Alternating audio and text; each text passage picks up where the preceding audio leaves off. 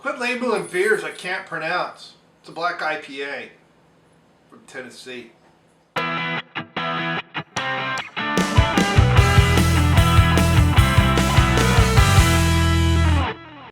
Hey, it's Brainmuffin back with a beer review, and here we have from Hutton Smith Brewing Company down in Chattanooga, Tennessee. I think it's Bivouac or Bivouac, I don't know.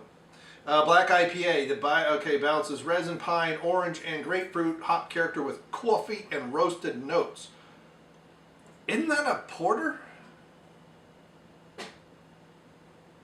Hoppy brown beer? Isn't that a porter? By definition? Just a regular porter, not. Whoa, man, it's foamy. Not by my aroma is it a porter. I bet you they're using some debittered malt here too.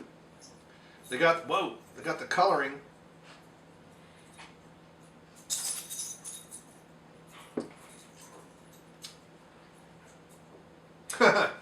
Okay. Let's see me do something uncouth and drink out of the can. That is very active carbonation. So, as you can see, we've got incredibly dark brown coloring, nice dark brown head, almost like dark brown sugar. Or just dark brown sugar. But that's nice. Very hoppy on the back end. It's got hints of roasted malt and roasted oats. Am I getting oats out of that too? Probably. Roasted notes. This tastes like a little bit of roasted oats there.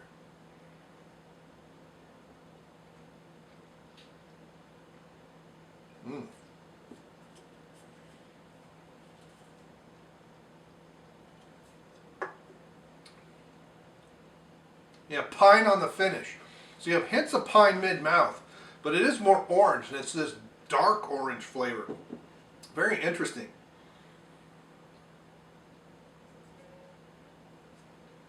Because you definitely get this coffee-esque feel and flavor. You don't, not a whole lot of chocolate, but it's not a really bitter coffee, and it's just kind of hints. And then there's some orange and a little bit of pine, but you have this hop bitterness that's present all the time. And then you get in the back of the mouth, it's just all pine. Very piney, resiny hops that kind of stick around and kind of coat the back of your mouth, back of your tongue. But I mean, I had a black IPA. Stone made one years ago, and I made one. God, I don't even know how many years ago. I made a black IPA. It was in secondary when Stone came out with theirs, so I was convinced they were watching my blog, because I used to blog about beer a lot. I don't even remember the name of that blog anymore. It's not brianlape.com. It was like brainmuffin.blogspot.com, something like that. I had to see if I can even log into it. You can definitely taste the 8.9% alcohol presence. Very late, just kind of hints of booziness, but just barely. Very nice balance on the alcohol. But yeah, if I'm going to think about a black IPA, the bitterness needs to come from hops, not from the malts. So typically I would use a debittered malt, which it feels like they may have to get the coloring. But then you use some roasted barley, just enough to give the hint. So you don't use a lot to get the color. You just use enough to give the hints of roastedness, or maybe roasted oats. Because I mean, that head on there, I mean, that tells me they used oats in there to get that kind of head. They use roasted oats, you get that nice coloring. Some dark caramel malts to give a hint of sweetness. And then you can use, what would I use? I would probably use, see, they didn't use chocolate malt, but there is a malt that it's a roasted malt, it's like a brown malt, but it has hints of coffee and not chocolate. And so there you got some malted grains. You're going to get some good coloring from that. And if you use some deep bittered malt underneath it to really deepen the color, which is, I mean, that is almost like a stout in darkness. Very deep brown. You won't get this bitterness from the malts like you would in a porter or in a stout. In a stout, true to form stouts have their bitterness come from the grains and not the hops. But you don't want stout-like characteristics so that it's a porter. What you want are some hints of roastedness, but you want the IPA part to shine through. So you have to have the hops, you have to have the pininess, you got to have, I mean, some orange stuff, some fruitiness too would be nice, but some are real piney, and you get this real resiny right on the back end of the drink, right on your tongue, like you should in a really good IPA, especially at 8.9%. We're getting close. You're in double IPA territory, so you should have this thickness that's from that resin, from the IPAs, and that's exactly what you get. So so it's going to be kind of playing fast and loose in both worlds. Obviously, it's not a golden ale and golden color, but you can use the crystal malt, which you would have, or you can crystallize your, with a heated colander or heated boil pod. It's hard for homebrew to do this. Is why we use crystal malts. But if you're going to do, a big copper kettle and you heat that up, and then you have your runnings come into that, then it'll caramelize the sugar.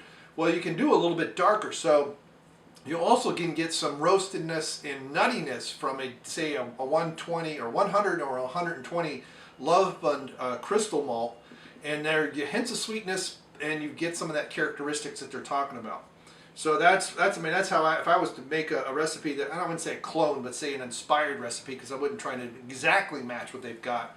I'd be doing roasted oats, probably 120 on the Love Bund. I'd probably do the 300L de-bittered Belgian malts, roasted malts, and a little bit of coffee malt, maybe a little bit aromatic too, just to give this illusion that you have something. And then, because even on the nose, the fruitiness of the hops are present, and your hop utilization is going to go down a bit, so you got to kind of over hop it to get the hops to combust through all those other aromas from the malts themselves.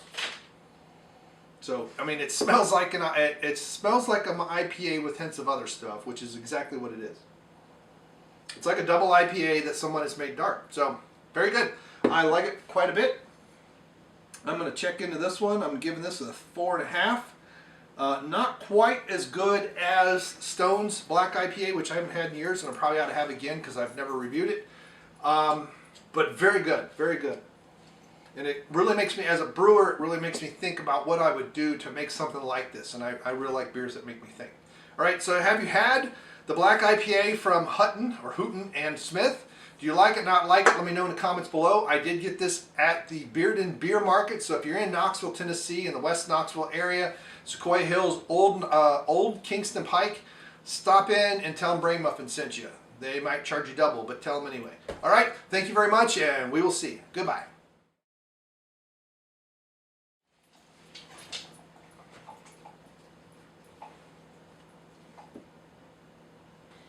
All right, so here we go. Bivouac, Black IPA, I don't even know. Chattanooga, 100 IBUs, 8.9%. This is going to be interesting. Black Cascadian Dark Ale.